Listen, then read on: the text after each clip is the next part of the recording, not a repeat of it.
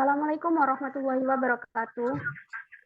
Yang terhormat Bapak Dadang Rudido, Sarjana Humaniora, Magister Humaniora, selaku dosen pembimbing mata kuliah Bahasa Indonesia, dan teman sejawat kelas 2023E yang berbahagia.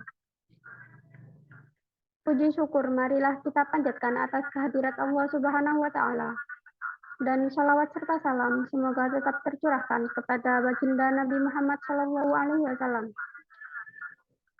Langsung saja, topik yang akan kita bicarakan mengenai sistematika karya tulis ilmiah.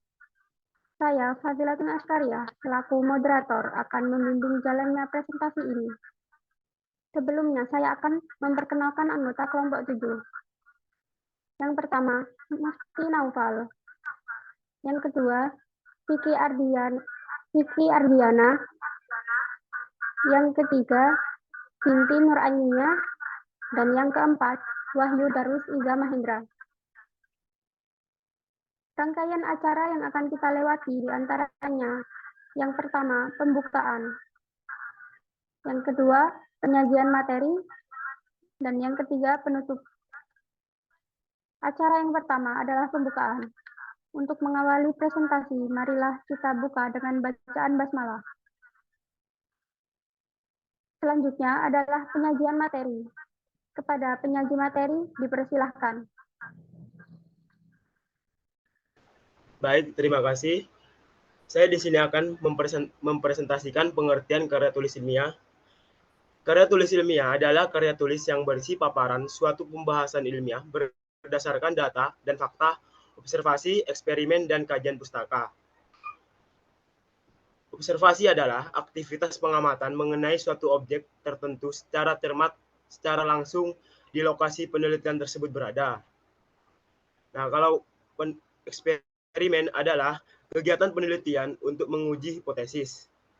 Dan kajian pustaka adalah seluruh bahan bacaan yang mungkin pernah dibaca dan dianalisis baik yang sudah dipublikasikan maupun sebagai koleksi pribadi.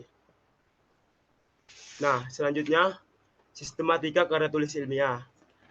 Sistematika karya tulis ilmiah adalah sebuah urutan dalam menyelesaikan sebuah riset penelitian maupun karya tulis yang dijadikan sebuah karya ilmiah yang dipertanggungjawabkan.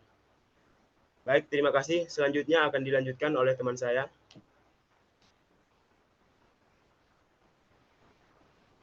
Baik, terima kasih atas kesempatannya. Saya akan membahas bab 1, yaitu pendahuluan. Ada 4 poin dalam bab ini. Yang pertama adalah latar belakang. Latar belakang masalah. Latar belakang masalah merupakan uraian paragraf berisi alasan mengapa sebuah karya tulis itu dibuat. Dan dengan alasan mengapa pembaca akan tahu nanti ke depannya karya tulis ilmiah itu membahas tentang apa. Dalam menulis latar belakang masalah ada beberapa poin yang perlu diperhatikan, yaitu yang pertama, kondisinya harus faktual, sesuai dengan fakta, tidak boleh mengada-ngada, dan kemudian membahas penelitian yang sudah pernah dilakukan. Kemudian yang ketiga adalah jika karya ilmiah memiliki kesalahan atau kelemahan, maka disebutkan kelemahannya. Kemudian yang kedua adalah rumusan masalah. Rumusan masalah merupakan bab yang berisi beberapa pertanyaan, biasanya berisi 2-5 pertanyaan. Pertanyaan itu akan dibahas dalam karya ilmiah tersebut. Jadi rumusan masalah biasanya berisi mengenai mengapa, apa, dan bagaimana. Kemudian lanjut yang ketiga adalah tujuan penelitian.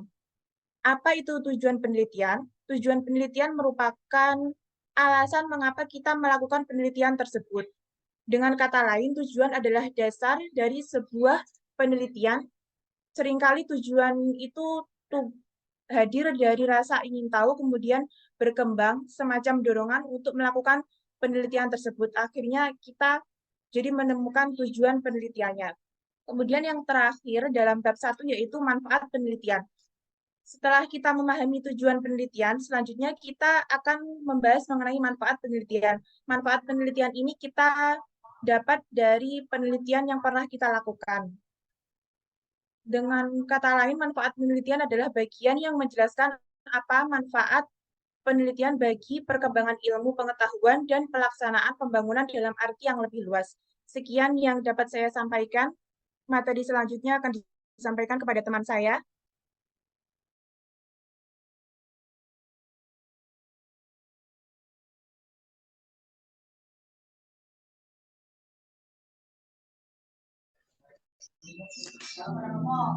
Baik, saya akan melanjutkan presentasi sebelumnya dari teman saya mengenai dasar teori. Pada dasar teori terdapat pertama ada kerangka teoritis. Kerangka teoritis ini berisi mengenai teori-teori yang dijadikan sebagai landasan berpikir untuk melaksanakan suatu penelitian. Pada proses selanjutnya yaitu kajian pustaka. Kajian pustaka merupakan seluruh bahan bacaan yang mungkin pernah dibaca dan dianalisis. Kajian pustaka sering dikaitkan dengan kerangka teori atau landasan teori. Yang terakhir adalah hipotesis penelitian.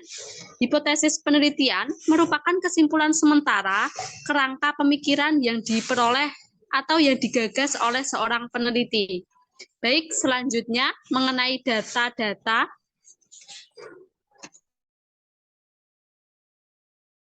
Gunakan, yaitu data yang akan ditampilkan pada sebuah penelitian. Kedua, cara mendapatkan data, yaitu bagaimana kita sebagai peneliti dapat memperoleh data. Ketiga, data pendukung, maksudnya bagaimana kita bisa memperkuat data utama, maka diperlukan data pendukung. Dan yang terakhir merupakan teknik pengolahan data. Pada teknik pengolahan data ada beberapa, yaitu pertama batch processing, sebuah proses pengolahan data secara berkala maupun sekaligus. Kedua, real-time processing, melibatkan pengolahan data secara real-time atau nyata. Ketiga, online processing, yaitu pengolahan data yang melibatkan mesin. Keempat, multiprocessing, sebuah pengolahan data yang dilakukan oleh beberapa mesin. Dan yang terakhir adalah time sharing, yaitu pengolahan data yang melibatkan sumber daya. Baik, selanjutnya akan dilanjutkan oleh rekan saya. Baik, saya akan melanjutkan presentasi dari teman saya ini. 4. Analisis dan pembahasan. Saya akan menjelaskan analisis tersebut setelah data terkumpul. Proses selanjutnya adalah menganalisis data tersebut. Biasanya disebut sebagai olahan data. Data diolah dengan perumusan masalah yang sesuai dengan topik yang diangkat, namun tentunya tidak lepas dari data-data pendukung yang telah terkumpul. Pada tahap ini dapat dimulai untuk membuat kerangka atau draft dari karya tulis ilmiah ini.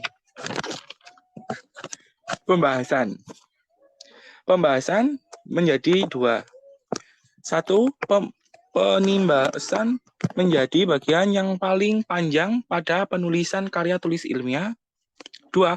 Pembahasan berfungsi menjelaskan tujuan, manfaat, metode, kerangka teori, serta rumusan masalah yang disertai dengan data-data yang diperoleh. Selanjutnya, kesimpulan dan saran. Kesimpulan selalu berada di bagian paling akhir sebuah karya tulis ilmiah yang berisi pendataan dari penulis. Tujuannya agar pembaca memperoleh wawasan baru dari subjek yang telah dibahas. Saran biasanya berisi tentang penelitian dan pengembangan. Sudah selesai. Saya kembalikan ke moderator.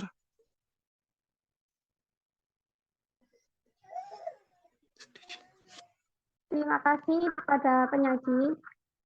Nah, jadi kesimpulannya, sistematika karya tulis ilmiah merupakan rangkaian atau urutan dalam membuat karya tulis ilmiah yang dapat dipertanggungjawabkan.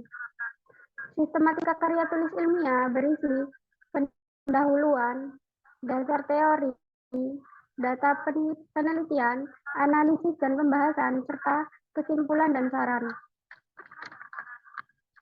Demikian presentasi dari kelompok 7. Saya sebagai moderator mohon maaf jika ada salah kata atau tingkah laku. Sekian dari saya. Wassalamualaikum warahmatullahi wabarakatuh. Waalaikumsalam warahmatullahi wabarakatuh.